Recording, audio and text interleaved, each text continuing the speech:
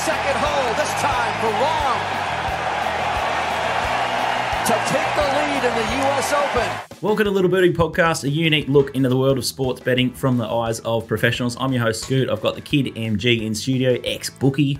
How are you, buddy? Good, Nick. How are yourself? I'm a bit fresher today than I was yesterday. I ran into a bit of trouble at the railway in Port Melbourne. Gee, they do a cracking steak. Yeah. You had 2 meals there, I believe. Is that true? Yeah, probably stayed for a while. Lunch rolled into dinner? Yeah, with great man DK, and we were just licking our wounds after. Yeah, it was a roller coaster again on the punt. The US Open Golf was one of the highlights. Johnny Rahm, hey? Yeah.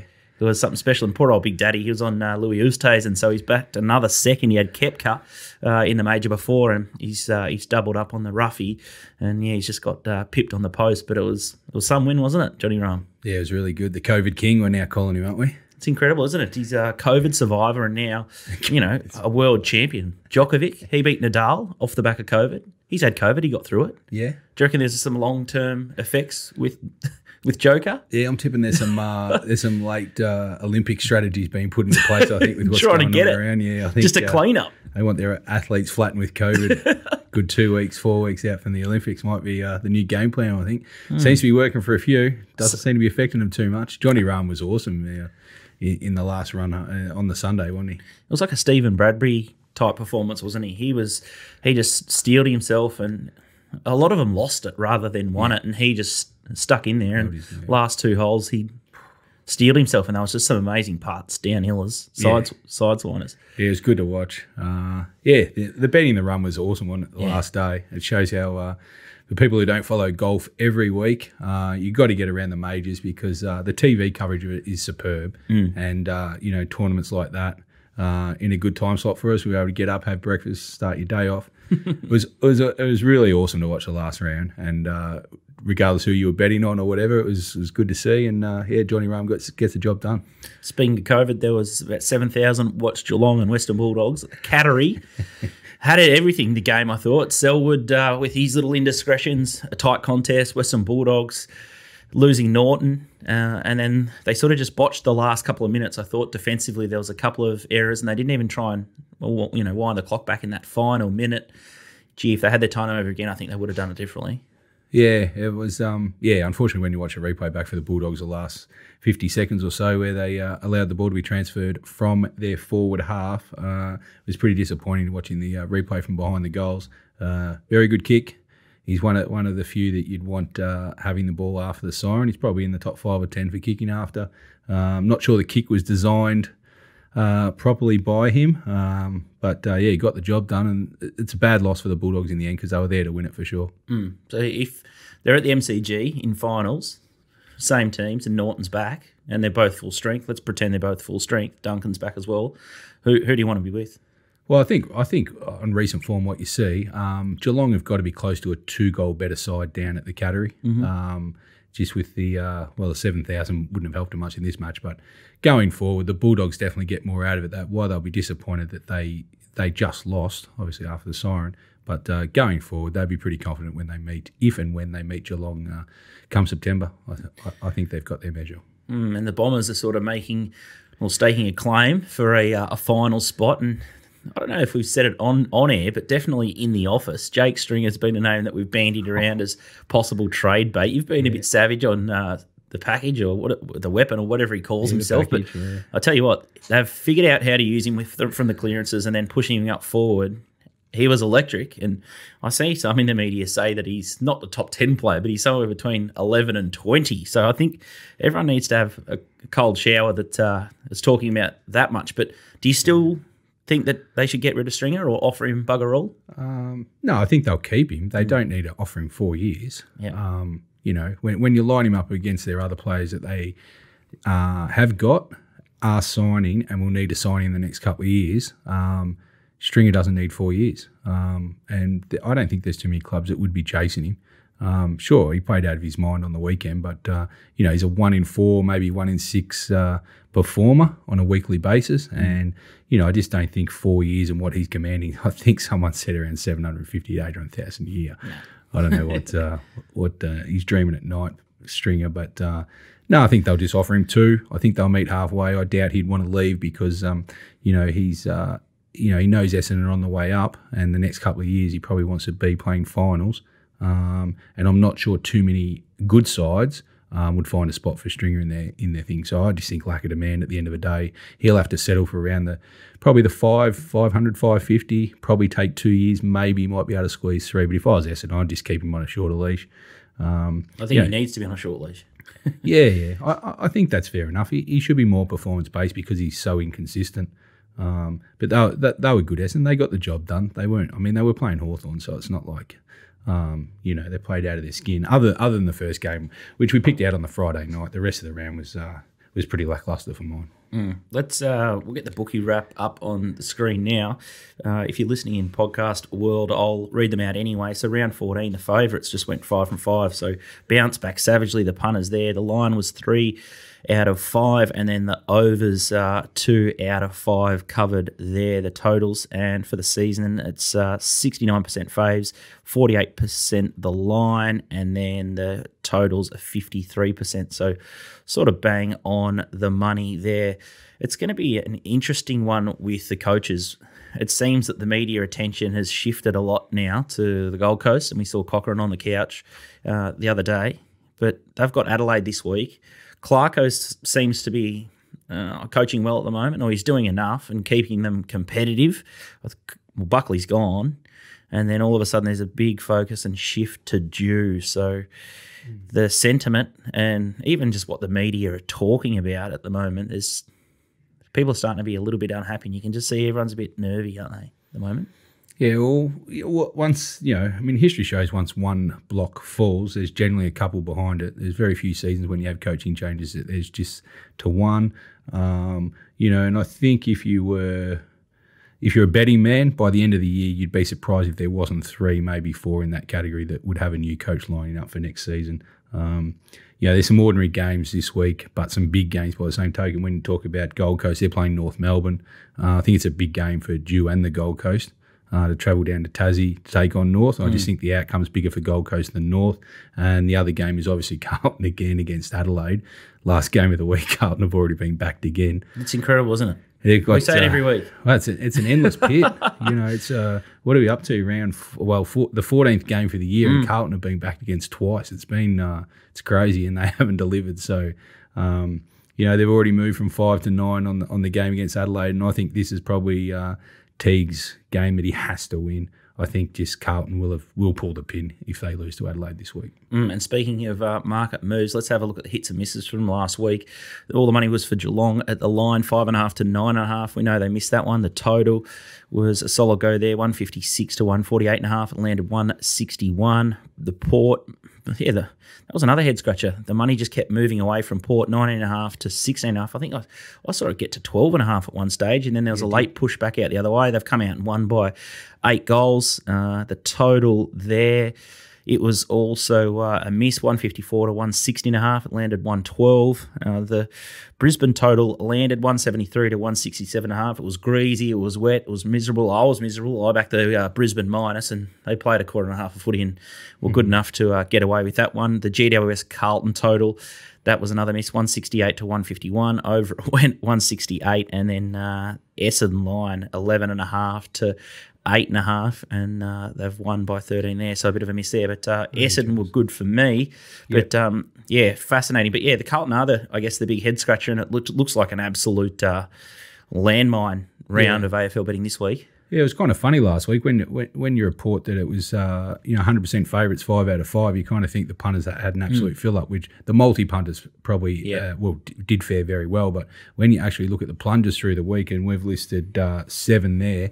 There's actually only 1 hit and 6 misses. Yeah. So it's actually a lot of the big moves in the market actually did go awry. I know some of them are the totals, so they don't come into the 5 out of 5 figures. But it doesn't. It's not always what it seems with the plungers that whether they hit or miss. It's it's interesting that they went 5 out of 5, but the bookies may not have got scolded as badly as you think. And I'll tell you what, I think the bookies dodged a massive bullet, and we don't really play much in these same-game multi-markets, but I got people slide into the little Birdie DMs, and a couple of mates send them around, and you might have had similar messages through, but Tom Hawkins absolutely destroyed so many same-game multis from Friday night.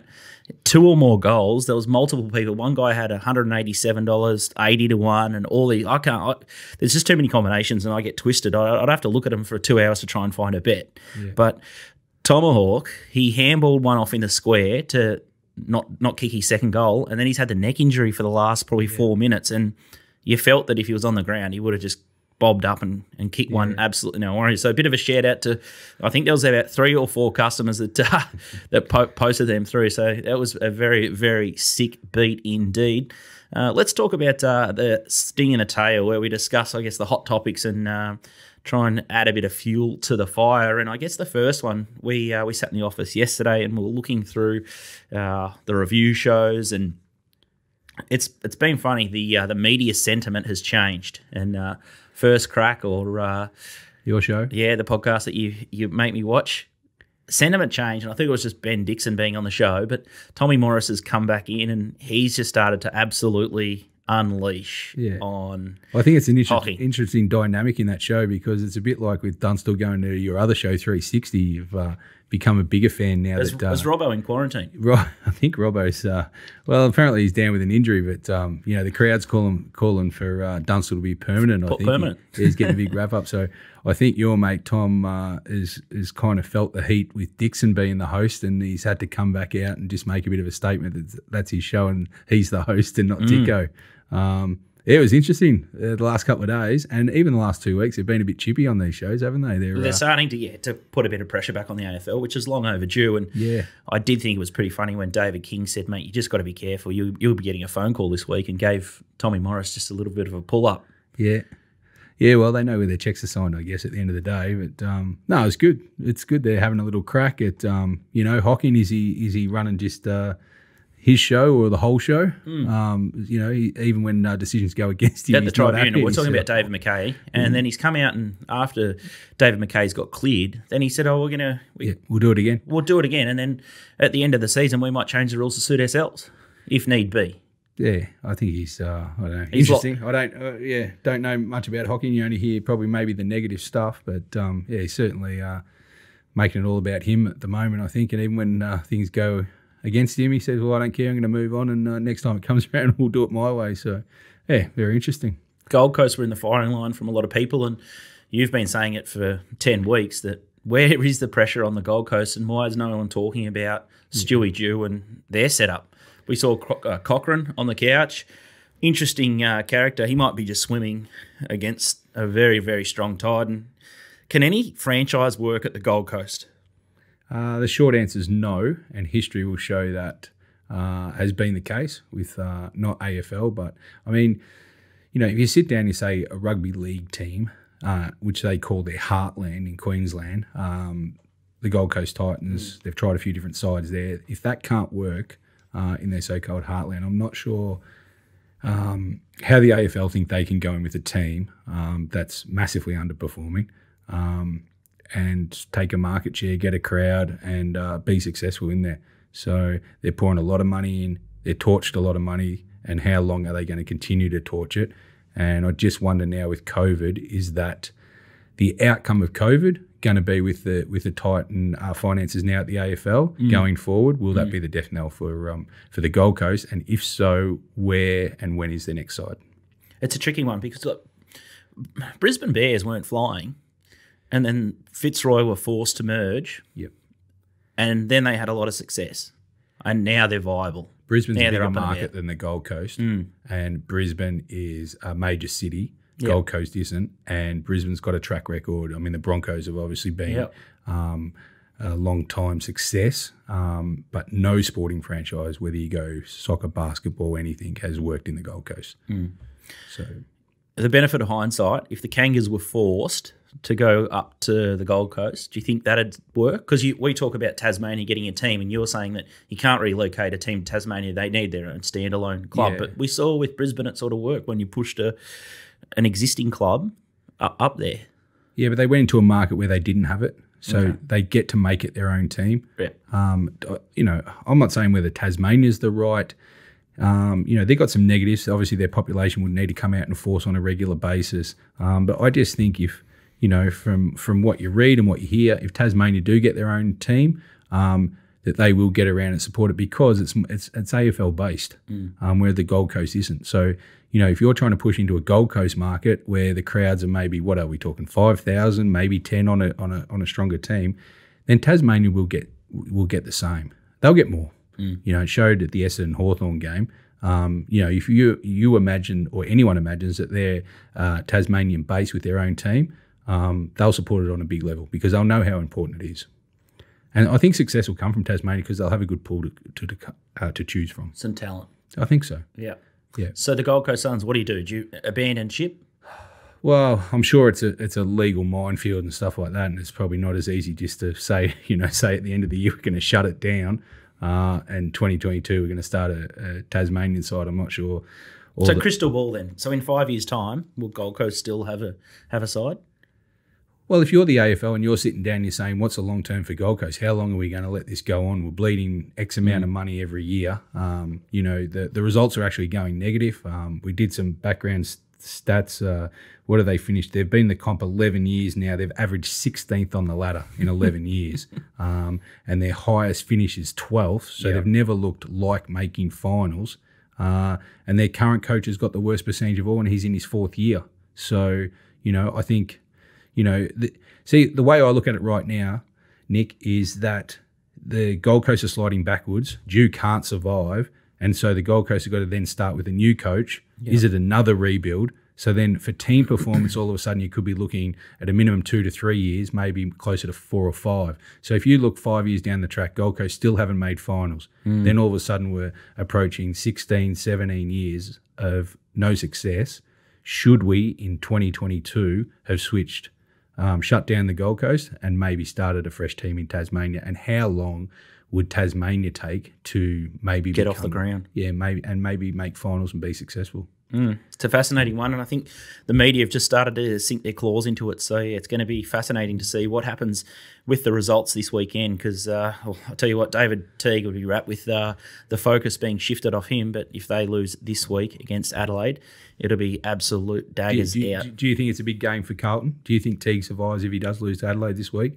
Or do you think he survives the year? I think it's probably do it last chance for Teague. Well, the review's already on the way. Yeah. And they're just insipid at the moment. Does it matter if he wins or loses to Adelaide? No, it's just a matter of when, probably. Yeah. Yeah, but if I think the pressure mounts, and as you say, once one domino falls, it'll force them to make, they got to change something. Yeah. The pressure's just too much. Because the season's gone, so historically clubs use this kind of time frame, don't they, with 5 to 8 weeks to go of a season, if they're going to make a change, to make it, to kind of use this area, see what the players are going forward and everything like that. So, yeah, it'd be interesting in the next couple of weeks, but I'm tipping one of them is in trouble soon. We've got a big show. We're going to preview the best matches. I'm going to try and pick out 4 matches where we can actually find a winner. It is a nightmare round for me. I'll be definitely staking down this week for sure. We've got round 15. The NRL, we haven't given Top Rope the week off. He's going to chime in with some women's state of origin, which will be entertaining. And the NRL, the men's origin, is on Sunday night also. We're going to talk Hall of Fame, and I'm going to throw a couple of barbs. Still not all sweet in NRL land. He keeps burying his head. There's talk about this new kickoff rule changing, and there's all these articles. Oh yeah, we'll listen to the fans. We'll make the game about the fans, and PVL just hasn't got it right. So expect a little bit of to and fro from me and at Top Rope there. But if you're having a bet this week, make sure you check out topsport.com.au. They're our major sponsor. They've been in the game for 35 years. The Merlions up at the Gold Coast. Maybe Tristan and Lloyd can throw a lifeline to the Suns. Maybe they should be running the show. I don't think they want to touch it. Too smart, those guys. Too smart. Yeah. Anyway, we'll take a break and we'll talk more AFL next. Welcome back to Little Birdie Podcast, a unique look into the world of sports betting from the eyes of pros. I'm your host, Scoot, and I've got MG here, and we're going to start to tiptoe our way through a treacherous round 15 fixture in the AFL, and it's a cracker. We love Thursday night footy. Make sure you've got the remote in hand, in control tomorrow night. Brisbane Bears, the Lions, $1.68. Geelong Cats, $2.24, and the line is 5.5. How good is Thursday night footy? It's back. It should never have disappeared. No, it's brilliant. I like the I like the rolling fixture. It could probably be maybe 4 weeks at a time, but understand with COVID going on, it needs to be a week at a time. But the fans can't get there anyway for most of the games. But I like it because they can really position their their Thursday, their Friday nights, marquee games, which obviously the biggest TV audience, and this one is a cracker, and I'm really looking forward to this one. It'd be great. Brisbane, if you rewind last week, they might have just been going around half pace with all eyes on this week's game. They've probably looked after themselves last week against the Kangas. They only really turned the Jets on for a quarter and a half, I thought. Yeah, it's always dangerous, and probably going forward for the rest of the year as well with sides. There's such a division between the top and bottom, and you probably just got to watch out when you get these big lines on good sides with bad. The bad side's got nothing to lose, and the good sides are probably, as you said, looking to next week. Brisbane did what they had to, whether they had an eye on Geelong or not, but this is a big game for them. I really think, this week there's two standout games, but this one for the top two and definitely for the top four, they'll look back on this, either the winner as being a big game. Brisbane have only lost to Melbourne since their 1-3 start. That blows my mind. And that early start, they had a horror draw. They had the incident down at Geelong where I think it was Stewart got tackled. Yep. They were robbed down there, but everyone gets fleeced at Geelong at the Cattery. Yeah, that's phenomenal. Yeah, they're in form. They're just the sleeper a bit, aren't they, Brizzy? Well, they're not the sleeper. They've been at the top of the market for a while. A few smart judges have been tipping them off long term for the rest of the season. No, this is a bit. Listen, I'm clearly a Brisbane fan. Was keen on them from the outset. I just think this is a big game for Brisbane, especially at home. Geelong kind of get a free roll now because they've won. They had a real tough 3-game stretch. They've won 2 of them, and I'm just hoping for Brisbane's sake, speaking through my pocket, that Geelong probably come off 2 tough matches going up to Brisbane. This is almost a free hit for Geelong, because they would have set themselves to win 2 out of the 3. They've got the 2. Yep. So maybe the pressure's all on Brisbane here. So that's why I'm saying Brisbane at home, this is a big win for them if they can get away with it. And early money suggests, I think the line opened 3. They're now at 5 and 6. I think, which is about the right margin. So you can bet either team with confidence. I don't think the market will move too much more. And whatever happens in the teams, obviously Zorko comes back. If Berry comes back for Brisbane, it may push a bit more, because then all of a sudden Brisbane's got their complete midfield back, and that's where they can really beat up on Geelong this week. Strong midfield, and I guess the forward line we saw at Western Bulldogs, the high ball in didn't play into the Western Bulldogs' hands. They needed to lower the ice a little bit more, and then Stewart I think he racked up 27 disposals out of the back flank or the back or centre half back. Yep. It's a different equation here. You've got a stronger forward line for Brisbane, some tall marking power, and then you've got Charlie Cameron buzzing around, and they got some smaller forwards that can pick up the crumbs a little bit easier. So it's a different dynamic this time, isn't it? You've done your research. I'm impressed, Goody. I watched the games. Yeah, no, it's 100%, and that's the key factor for me in this game, that Brisbane's forward line, and that's why I like Brisbane, because all 6 of them can take good marks, but they are fleet of foot, and even Danaher and Hipwood both move very well for big individuals. They will kick the ball in. They will lower their eyes against Geelong. Yeah. They know what the game plan is. They did it, and they just got beat where they probably shouldn't have been at the Cattery. If you take a line through that game, I think Brisbane's got stronger. Not to say Geelong hasn't, because their last 2 wins have been very impressive, but they test Geelong's defence in ways that few other forward lines win. And if they get their fair share in the midfield, which I think they'll dominate. You saw how good Neil was from his first up game back for a long time. Last week he dominated. Zorko will be fresh. He'll come back in and do what he does. And that's why I say if you add Berry to McCluggage and Lyons, who's on fire, that's a big 5 punch in the midfield. I just think they'll get some play. It'll be one in that half of the game. Whoever wins out of the Brisbane offense and the Geelong defense, and I just think they'll get enough supply to get the job done. I know your prices are very close, but how are you betting? Gun to your head. Yeah, well, I thought 3 was an investment. It didn't last long.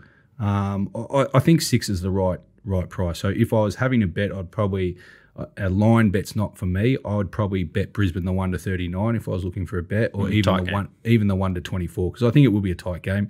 And Geelong are a very good side, so hopefully it's a bit like their earlier clash this year, and we get a real cliffhanger, and hopefully Brisbane just sneak home. And yeah, there's all the different alternate margins and handicaps. So some of the markets that I've been playing lately is either team by 9.5 points or 24.5 points, so you can get that at Top Sport as well. Yeah. And look. I took $1. I think I took $1.80 either team by under 24.5 points in the Western Bulldogs and Geelong match. So especially if there's a bit of rain around, there's a different way. You just don't have to spear into the line. That's for sure. I think the market's right, and I don't think it will go too far. So if you like either side, I think you can bet with confidence. Obviously, see the team selections, but the other option is the betting in the run's been great value. You know, the big swings. If one side gets out and about, you can guarantee pretty much that the other side will come back at some stage.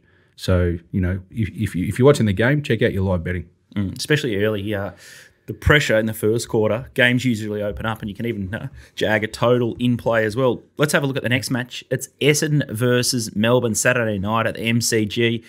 We've got $4 the Bombers, $1.26 the Ds, and the line, surprisingly for me, is being 21.5 to 23.5. They didn't beat much last week, Essendon, but it's still tough to beat Hawthorn down in Tasmania, and Hawthorn the last couple of weeks have been holding their own, and Clarko is definitely coaching them a lot better at the moment, or there's a bit of intent there.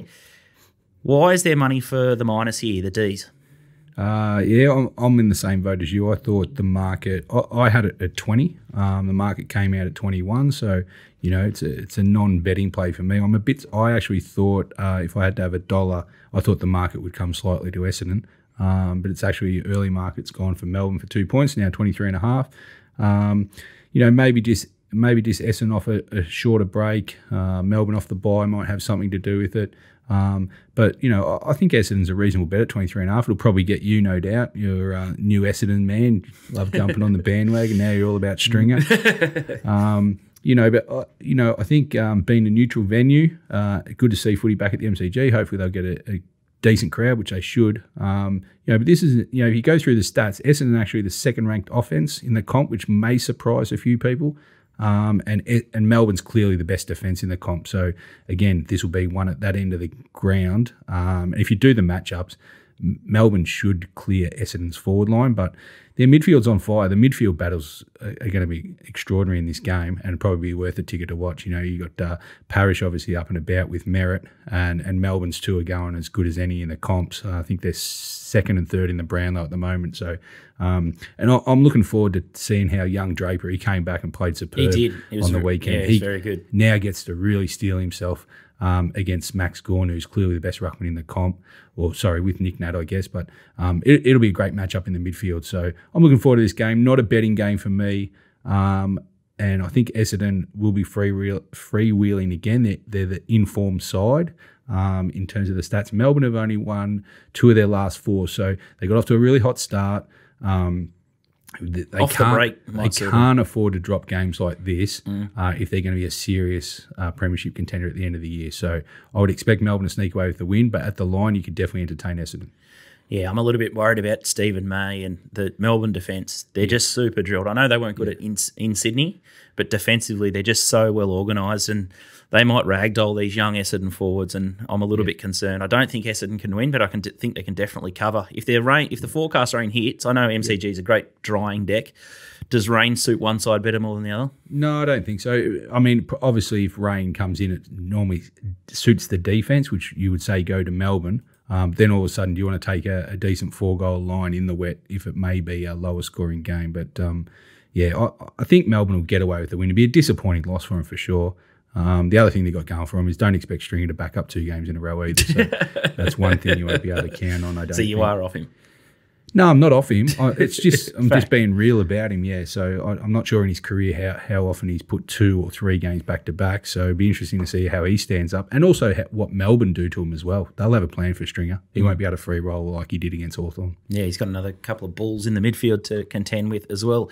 Now, Steve Hocking, he should worry more about the fixturing rather than changing the rules, because we've got Port Adelaide clashing against Sydney on Saturday night. So Port Adelaide-Sydney clashes with the Essendon-Melbourne game. So we might have to lock ourselves in the office. So if the missus is out there, she's probably not going to see me Saturday night. We need to watch 2 games of sport at once. $1.33 Port Adelaide, $3.40 Sydney, and the Lions 18.5 to 20.5 here. So There already is on the move here. there is a chance with COVID that I think, I don't think the announcement's been made yet, that maybe the Port Adelaide game may need to be brought forward. So that may be an afternoon game. So just a heads up there, if you are Fingers betting, crossed. if you are betting that you may get to see that game into the Essendon-Melbourne game. I just think because Sydney's got to fly out or something like that. So that'll be cleared up. But just if you're going to bet in that game and you are thinking at night, just make sure you got the heads up if it is switched to an afternoon game. Okay, do you want to talk about the game? You like Port? Yeah, I do like Port in this game. At home, I think 18 is definitely a betting line here. I had at least 4 goals, and I know they do lose Robbie Gray out of the side. I'm just not sure with Sydney. I think they're a bit up and down. Both sides are. Yeah, they both are, but Sydney are in the 8, so this is actually a test for Port because they haven't beaten anyone. Other than Richmond. Haven't beaten anyone in the 8, so this is a good test for Port. And at home, they'll want to put this win on the board. And I think just if they get on top early, I think 18's the bet in this game.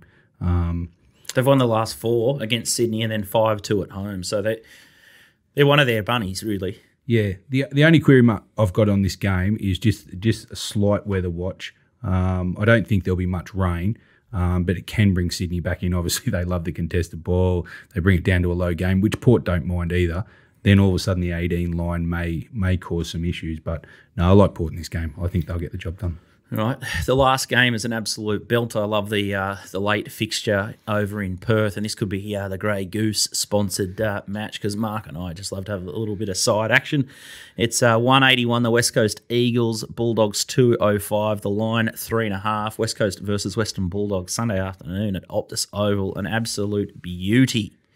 Yeah, it Marcos. is. Well, you're stinging me for a bottle of goose in this game now, eh? Well, your doggies. You're shading West Coast, so you want to be on West Coast slightly, and I slightly want to be on Western Bulldogs. All right, sounds fair. Yep. How's it going to be won? Yeah, listen, this is obviously the other really good game for the week that we're looking forward to. So Sunday afternoon would be a good time slot to watch. Second v 7th on the ladder. And, 2 quality sides. I'm really bullish on the West Coast side. I just think the ins that look like coming in, and obviously we're a day and a half away from teams being selected, but they look like they might have some big ins. So I don't want to sting you when all of a sudden you come game time and West Coast may be 5 or 6 point favourites in this game. But it appears that Shuey's definitely coming back in, McGovern, Kelly maybe. Shepherd, and maybe Kelly. And I would comfortably say probably four of those are in the top 10 or 12 of West Coast best.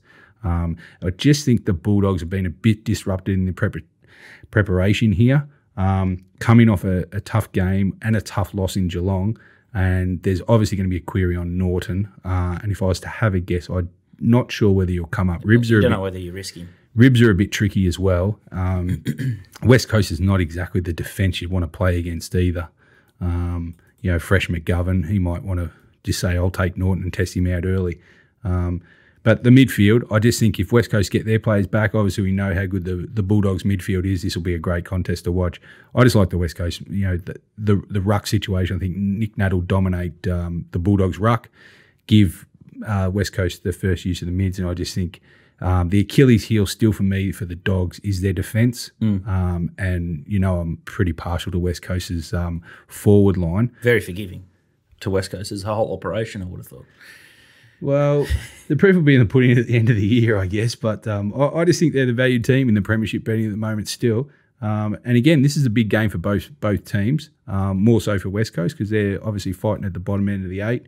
But when you're at home against West Coast, I think I might have maybe tried to advise you last week, was it, or the week before against Richmond, that you're brave if you're betting against West Coast at home.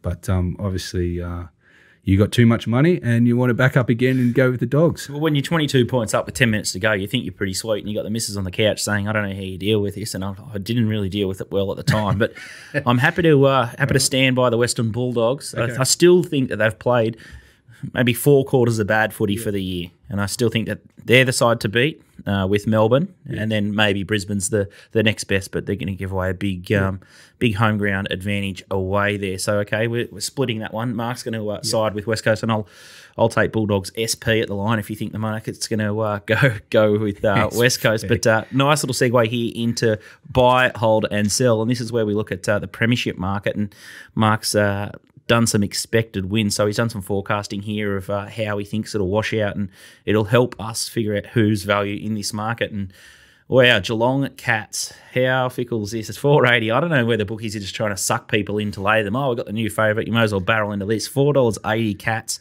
The Lions $5.50. Melbourne Demons $5.50. Richmond $6. $6 the Bulldogs. Port Adelaide $9.50. $13 West Coast, and $41 for my new side, the Bombers. Geelong just doesn't have the leg speed for mine. If it's a drier day, I think that the Western Bulldogs, Demons, or Brisbane Lions will just run them ragged when it comes into the finals. So, false favourite for mine. Yeah, well, we've got some different opinions, though, because the three you mentioned, we've only got two the same. If I was having three picks out of that market, I'd be going Lions, Richmond, and I still think West Coast are the value. Not to say that any of the other top of those sides can't win. I agree with you. I think Geelong, it'd be interesting. Maybe we'll put a poll out on social and we'll this week, and we'll get it to next week and actually see who picks. And I'd be surprised if Geelong actually came out on top in terms of a poll if you did it. I mean, listen, their last two wins have been great, but do you want to pour into Geelong at $4.80 when they're going up to Brisbane, which may put a loss on the board? So, I would stay away from Geelong. I think they're a good lay. If you like the others, I'd get around it. I can't come into Port Adelaide. I think the loss, I know I'm tipping Port Adelaide this week, but just going forward, Gray's going to be out for a long time. I just think they've got too many holes in them, Port Adelaide, in terms of winning a flag. Essendon and GWS can't win the flag for mine, not this year. But yeah, there's some good bet. Don't sleep on Richmond too long, Nico, because at some stage their back end of the season's very good. They've got a good draw. Very soft draw. I think they've got one or two tough games. They get away with those, they'll putt out for the rest of the season, be well placed to have another crack at it. Fascinating. You might have to put the microscope under your expected wins. You've got Melbourne Bulldogs, Brisbane Port, Geelong, Richmond, and West Coast, all within 2 expected wins. So you've got the D's winning the minor premiership on 18, then you've got Doggies, Brisbane, Port, all on 17, and then you've got 16 wins for Geelong, Richmond, and West Coast. So I find it ultra fascinating. You're saying you don't want Port, but yeah, there's not much value left in that, and you're probably suggesting that West Coast are. And just with the COVID cloud as well, as soon as everyone's opinion is that if the AFL Grand Final moves, it's going to be Adelaide or Perth. True, and that can play a factor. In terms of the expected wins, and I'm not saying it's any different from other years, but because we've got such domination from the top end to the bottom, there's a big difference in there's a lot of short price favourites going in, so there's not much variance. So when you see a lot of teams expected wins at 18, 17, 16, it shows a disproportion of the top and the bottom. And so this is more the draw playing out. So Port Adelaide, yes, you say, well, how can you pot them for the premiership? But yet you've got them finishing 4th on the ladder with 17 wins. It's because they've got a lot of easy games coming forward. Now, that's different from going into a final series where you've got to go out and beat 3 in a row, potentially, of the top sides. And I don't think Port's got the team to do that, especially if they're away from home. So, yes, the expected wins are what they are, and it's based on each game. So, I'm not saying it's rocket science or anything like that. No, it takes one to really change it, which will be. Favourites don't win every game. Let's move along to the Brownlow medal market. And Marcus Bontempelli's now got a absolute stranglehold on the Brown. That was filthy. He missed a shot in the final quarter, and they missed a couple of early goals. I don't want to trigger you here, but yeah, goal kicking may have cost Western Bulldogs last Friday. Bontempelli $3.50, Oliver $4.80, Petrarca $6.50, Parrish $7.50, my man Das. Absolutely love him. Ollie Wine, $7.50. Jackson McRae, $9.50. Dustin Martin, $9.75. Guthrie, $16. Walsh, still don't know how he's $16. They must be full with him. Travis Boak, $16. And McCluggage, $20. Max Gawn, $21. Take me through it. What are you thinking? There's still some unbelievable lays in this market. I mean, Dusty Martin is still at $10 in this market. Anyone who's doing their Brownlow form, Dusty's, with only 9 rounds left, he's going to have to get on his bike to partake in the finish of this Brownlow. He's miles under. Same with Walsh from Carlton. I think you mentioned Fife and Boak. There's some real shorties in this market. Yes, the Bont looks like he is leading at the moment, and he's probably well priced also because he's in a team where he can share some votes. Obviously, McRae's going well as well. I think the ones that we haven't partaken in, I think we mentioned it last week when Wines was at the $12 or $13 mark. I think he went out pretty comfortably and got the 3 on the weekend. He had 43 touches. So the ones that we haven't... He's probably the only one that you've missed because you've tipped Bont pre-season and then you've been on Petrarca at the good odds and Oliver. Yeah. So just to cover up, you'd probably suggest Wines. Yeah, if you're making a book and you followed us through the year, Wines is your danger and you're outstanding at the moment. I think he's close enough at the 750. I think Boak's not having a good as year as he has previously. He's a gun piler. Wines can pile. He's in a reasonable team and he's standing out at the moment. And I think if you're fresh in, I think the Bont's obviously the one you'd be backing. I still think for multis and everything like that, he's the one. But just at the value right now, I think Wines at the 750 if I was having a bet this week. Let's have a look at the Coleman medal market. And my man Harry McKay, $2.10. Texie Walker, your man, $6. Jack Rewalt just signed a 1-year deal, $6.50. Jeremy Cameron, $11. Darling, $12. Kennedy, $12. Joshy Bruce, $13. Norton, $15. Tomahawk, $15. Hooksy, $19. Cale Hooker. Benny King, $21. And Big Budwar, $26 here. Still can't believe the price of Harry and expect guys like Jeremy Cameron, Darling, Kennedy. There's just bags in some of these players, especially with the draw. And even Richmond, if you're saying they've got such a soft draw, even $6.50 Rewalt, you'd probably rather back him than back McKay, wouldn't you?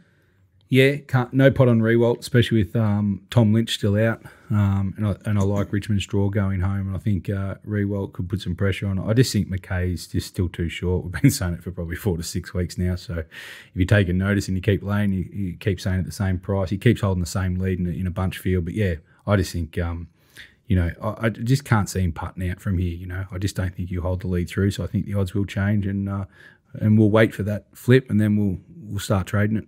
Outstanding stuff. Puntingform.com.au is one of our major sponsors. You can get raw data, you can get the database, all the stuff lives up in the cloud, so you can't delete or lose any of your notes, and that's a fantastic service. It's definitely turned my horse racing punting around, so make sure you get in touch with puntingform.com.au, and Sugar Shane even does private tutorials if you want to learn how to use the database, or in fact, if you want to build your own model, those guys can help you get that sorted too, so make sure you support puntingform.com.au when you're betting on the ponies. We're going to take a break, and we're going to come back with Top Rope Tedeschi and land a couple of low blows. Welcome back to Little Birdie Podcast, a unique look into the world of sports betting through the eyes of pros. I'm your host, Scoot. I've got MG, and it's time to talk to Top Rope Tedeschi, who is in scintillating form. All the totals just keep sailing over, and so do the good teams at the minors. They are crushing, and he is feeling. How are you, pal? I'm a little bit flat this week, Scooty. There's no rugby league. There's got rugby one league. game of Origin, we've got a women's Origin, but the NRL fill up. I'm like a junkie during a heroin drought. I've got nothing. I am scratching. I'm not feeling well. Mark tells me I have to be a little bit kinder to you, and that's off the back of the Ben Ikin news. Poor old Benny Ikin on NRL 360 has been copping noise pollution for all season. He has to sit there with Crowley, with Buzz, with Hadley and Kenty and listen to their dribble, and now he's packed up shop and he's going to go to the Broncos. Can you blame him? I'll tell you what, it must be a pretty ordinary work environment if you're packing up and going to the Broncos. If Ikin goes to the Broncos, what does that mean? Is there any other? It means NRL 360 is completely unwatchable. Once Ikin's off the show. What's it mean for? Well, I see Sportsbet of a marketer for next host, and I think there's a little bit of value around the $7.50 Dan Ganane. Just no inside word, just a little bit of value there. I reckon it's a 3-horse race, despite the market. There's no way Cooper Cronk can coach in the show. it'll either be Lara Pitt, Vonnie Sampson, or Ganane. But Ganane filled in early. He did a good job. It's his kind of vibe, the rough and tumble of 360. You know, Lara's on there a bit, and they're quite rude there, and they just speak out of the top of her. I'm not sure she's ready for the rough and tumble. She'd definitely make the show a better show, but I'm not sure she's going to get the job. I reckon it might go to Dan Ganane. They need to rebrand it and call it Grumpier Old Men. Now, something else in the Fox the Fox Twitter feed and all over their website, the NRL's considering changing kickoff rules in an attempt to stop blowouts, but then the tweet's been deleted, and even the page where it was written on, oh, well, this is embarrassing, we've permanently removed the page. So I'm not sure if it's censorship or the NRL just never tabled it, but I did some digging, all of 30 seconds of Google, and I realised that, hang on, this is just a rehash from a story that was published a year ago. Proshenks, the great man, Adrian Proshenko, wrote a story. We will look at everything, more rule changes being considered for NRL. So this is 12 months ago. And what's happened is there's all these blowout scores, and now let's introduce another rule to fix the game that we've absolutely ruined. But it's a cracking article. It's on at Little Birdie TV. We've tweeted it this morning, but make sure you check out this one. And the final sentence is just an absolute beauty. That proposal came via several fans' written submissions directly to ARLC chairman Peter V'landys. So he's just taking in a couple of fan emails and changing the game, which it seems like that'd make sense of why the game's in absolute rabble. There's one top rope. This is the final quote. It could be top rope. It's great the fans are engaging. We have to listen to what the customers want. Well, I tell you what, Peter, open your window because the jungle drums are beating and Gus Gould's in the bus. He's driving the bus and the fans are absolutely full tilt furious. Absolutely furious. How do you respond to this, Top Rope? I know you got the shirt hanging up on the cupboard door, but the jungle drums are beating. And I'll say this, Dragons, Michaeli Ravalawa, I'll probably pronounce that wrong, but I do all of them. How did he get 4 weeks? He led with the shoulders, but what else is he meant to do? There's a lot to unpack from that rant there, Screw. There's a lot to unpack from that rant. But we're going to start with how Gus got his nickname. We'll deviate even further. How Gus got his nickname? Gus got his nickname when he was playing for South Sydney back in the day, and the pre-season training involved a run from Redfern all the way down to Maroubra Beach and back. You know what Gus did? He ran for a bit, jumped on a bus, got to Maroubra, ran a little bit more, got a bit of a sweat up, got back on the bus, got on to Redfern. They found out about this, nicknamed Gus the Bus, shortened to Gus. Kind of sums up the person, really. He is willing to cheat, rort, and do anything else that's out of self-interest for Phil Gould. So I'd be disregarding anything he's got to say. His comments on Reece Walsh certainly add credence to my statement there. What are short kickoffs? Short kickoffs were actually were the rule in Super League in 1997 and actually worked quite well. I think that would be a positive change to the game. I don't think they're entirely necessary, but what's being mistaken here is rule changes are being blamed for blowouts. The same rule changes are existing in New South Wales Cup and Queensland Cup. There are fewer blowouts. What this is a reflection of is there are some incredibly poorly run teams out there, poorly coached, poor. The option of the short kickoff. Every team should be doing a short kickoff every time. The maths of it makes perfect sense. But how often do you see it? Tigers didn't try one until they were down 30-0. Well, you know what? Like, if you're going to be stupid and play like robots, you deserve to cop what you get. And the Tigers deserve to cop what they got on Saturday night. The Titans deserve to cop what they copped on Sunday. And I've got no problem with it. This is hardly PVL's fault. So this is I think a few clubs need to look internally a bit more and catch up to the good teams. Well, what about the suspension, though, of Ravalawa? You can't say that he gets 4 weeks from that. As a defender, I'm tackling and I'm thinking, what have I done wrong? Well, it was definitely a shoulder charge, so he definitely deserved a suspension. The rules are pretty clear on that. He shoulder charged. All this attempt to wrap up at the end, the use of still photos. He dropped the shoulder in, and he got it because he's already been suspended twice this year, and both for shoulder charges. So I think he would have got 1 to 2 weeks if this was his first charge. He's got 4 weeks because he's done it twice already. If he's not going to learn, you pay a price. And, if he does it again when he comes back in 4 weeks, he's going to cop more. That's loading for you. Interesting. It's Top Rope, and I've got one other mate who reckons it's the he's in the same camp. He said that the poor clubs are being managed poorly, but if the rules get changed mid-season, how can they respond? I don't see an issue with the poor clubs. I feel the clubs have responded pretty well. Well, I'll tell you what. The kid doesn't want things to change because he's jumped ship and most of his action now is on NRL. He's just filling every week, and that'll lead us into the Hall of Fame, which is an interesting week of nominations. Garrick Higgo got the gong last week, and you want to put him in again, top rope. I think that COVID, the performance-enhancing drug, should nearly get a start in the Hall of Fame. I agree. The COVID king. COVID's got to be nearly... I know we're probably putting in too many golfers, but COVID king, Johnny Rahm. Seriously. You want the punter's power. He was favourite, too short maybe at the $10. I don't think anyone was jumping into him on our golf show.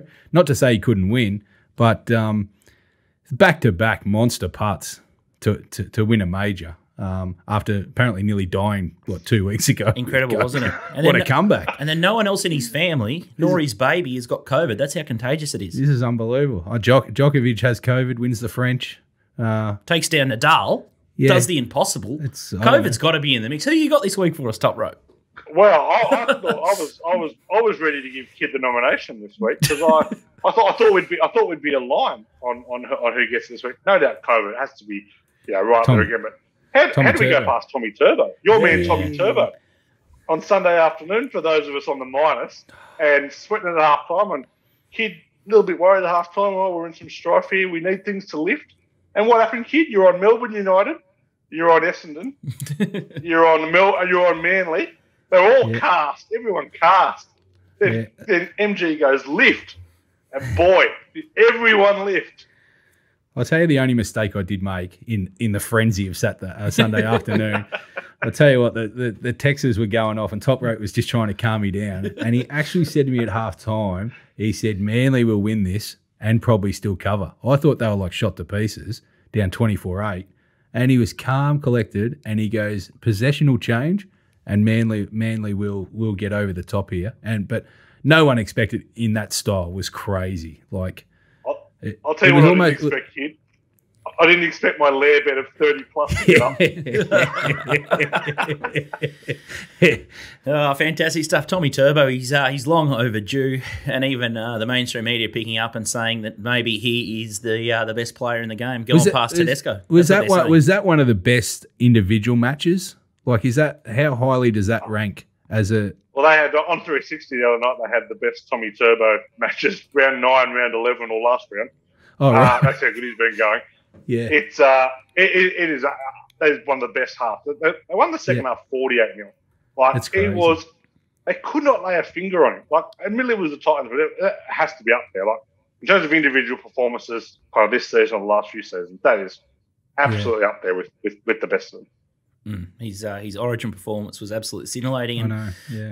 We won't take a break. I reckon we'll keep our full head of steam and we'll charge into the Friday night action at the Sunshine Coast Stadium. This looks like a nice little venue, and it's probably going to keep hosting more and more games with this COVID madness at the moment. But the Queensland women 154, New South Wales 245, and the Lion 4.5. We're two blind chooks in here, Nick, but tell us who's going to win this, and I don't know how you get time to watch it. You are a marvel.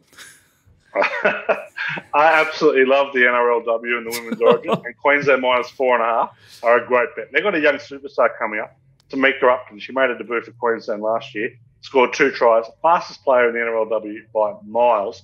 She tore them up. Difference here is, look, New South Wales have probably got a better all-round side. Queensland have all the key playmakers. Ali Brigginshaw, veteran Australian captain, absolute superstar. Taryn Aiken, who won the Nellie Doherty medal last year, best player in Origin, at halfback. They can just create more. They've got 9 of the players from the NRLW Broncos who won last year's premiership and have won all 3 premierships so far. So I think Queensland will do a job, particularly on home turf up on the sunny coast. I can see them doing a real number on New South Wales here. So I'll be back in the -4.5, and if we get a little bit of 13 plus, I'll be able to nibble at the 13 plus too. Bit of Ric Flair. I love it in the Bit of Ric Flair. I'll tell you what, Top Rope. You speaking about female rugby league then was like the expression on Nick's face when you were mentioning players and stuff is like me talking AFLW to Nico. He never understood or have heard any of those players. But I guarantee you one thing, he will be on the -4.5. It is one of the great betting sports. Like, I love sports that people don't want to bet on. People like That's true. Because you can find great angle. The Broncos, I think the Broncos have failed to cover 2 games in the 3 years of history. So they're the Melbourne Storm of the NRLW. So stick with them. So little edge, and they're extending the season this year. So a few more weeks of fill-ups for us, boys. Well, a little bit disappointing that the women's game isn't the curtain raiser to the absolute big one, Suncorp Stadium, on Sunday night, where the New South Wales team are 123 and Queensland are 440. The line 12.5 to 14.5. My man Jai Arrow is out with a mysterious illness, and I watched this. I watched the first game, and no one in their right mind could back Queensland with stolen money. Am I wrong? I'm on Queensland. Oh, no! And I don't feel that good about it. To be fair. I don't feel that good about it. He's got too much. Two reasons I'm on Queensland at the plus. I'm not on them straight out. Can't wait. 14 Biggest line in history. Biggest line in Origin history. I don't know if things have changed here, and I have been a big minus punter here, but 2 things. Much better side this time around. Josh Papali back is huge. Christian Welsh got injured last game. They were really missing it, some of their middle. They've got Reece Walsh at fullback and Holmes on the wing. That's a much better balanced side than what they had in the first game. Walsh had some X factor. Yeah, he's young. He might have a shocker, but he's a great. He looks like a great young player. So more than happy to back him this week. And Holmes, he's played 6 times on the wing for Queensland, scored 9 tries, pure finisher. Expecting him to be better there. Andrew McCulloch is no Harry Grant in attack, but he had some real steel in the middle of the field as well. And Ben Hunt's a much better fit on the bench as a backup hooker middle than Brimson was, who kind of got found out defending the front line. So I like the balance of this team more. Cameron Munster, he's got a couple of games under the belt now, coming back from injury. I like that. And Queensland's record at Suncorp, they've won 7 of their last 8 there. Teams off big losses tend not to get flogged this century. Any team that's been beaten by 30 plus has not lost by more than 6 in the next game. So I won't say confident. I'm reasonably happy to be with Queensland, but I won't be backing them like I'm backing the Queensland women on Friday night. Let's say that. Cool story, but Tommy Turbo for me at the minus. Fair dinkum. You wouldn't want to play poker against Top Rope, would you? Seriously, he could sell ice to the Eskimos. I mean, if you just listened to him and you didn't watch game 1, you'd be all over this plus 14.5. If you didn't have New South Wales tries running through your head, you'd say he sold me on this Queensland thing. I tell you what, in a court of law, you'd get someone off cold murder. You would. Top Rope. I've got PVL off murdering rugby league for a year and a half. I'll tell you what, Scooty, we've got to be having a bottle of goose with Top Rope on this line, don't we? I know it's 14 multiple. And a half, We'll take multiple. He doesn't sound confident, so no, he doesn't. We can't completely rob him. He's trying to talk himself into this bet more than. But I can't let plus 14 and a half go around in an Origin for home underdog. I'm sorry. I have some principles. No, that's fair enough. I agree. It's just too many New South Wales tries keep going through. And as you said, Tommy Turbo will beat this line by himself. Like it's just he could do. It's crazy. What do you think of the early total outside of any weather? I know 46.5. You're probably going to say that's the highest total ever, is it? Yeah, it is. But the only way Queensland can win this is win a defensive game. So okay. I've got to lay in the under here. But again, not confident or like.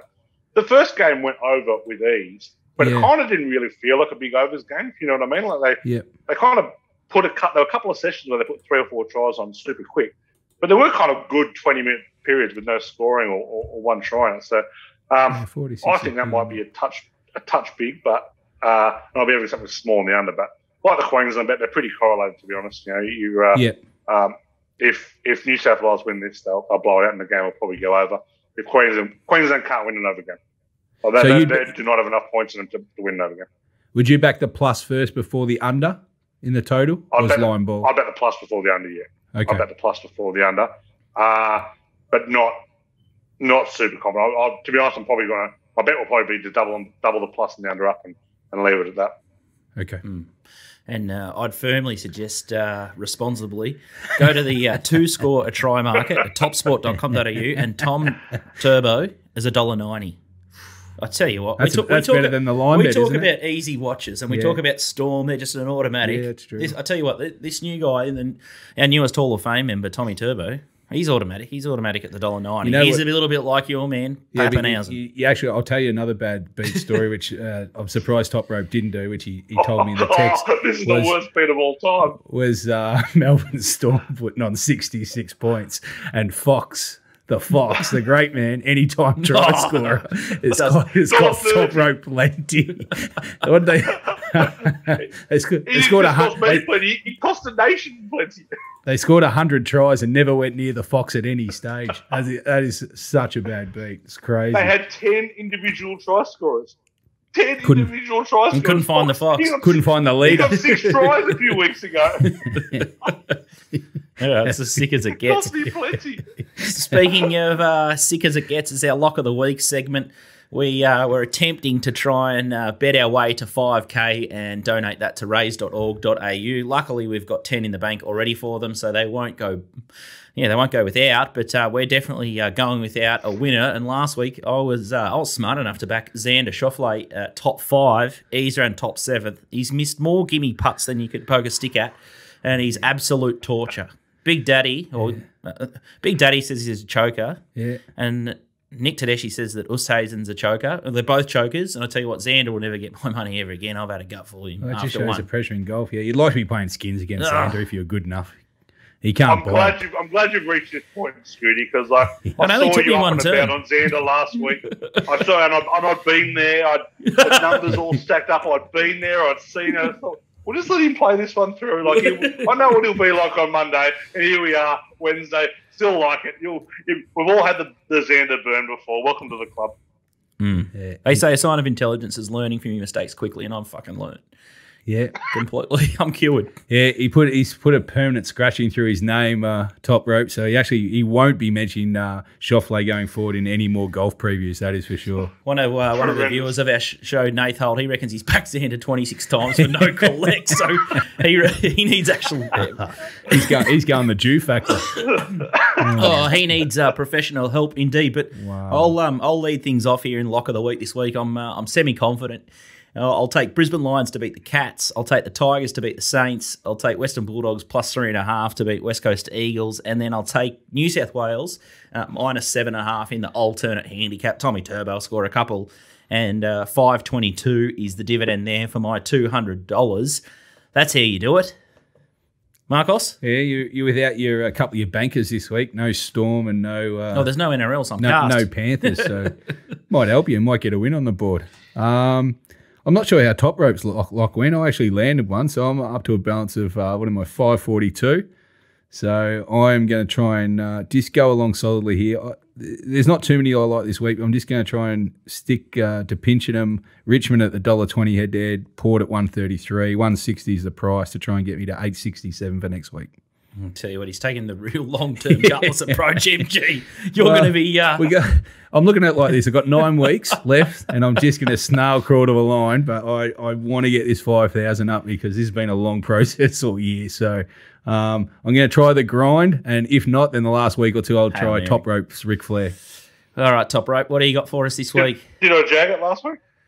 Yeah, I'll have to check the tapes. I don't think I did. Check the tapes. I don't think you did. Hey? I don't think I did. If you go by, I'd suggest I probably haven't. Give me Queensland minus 4.5 in the win.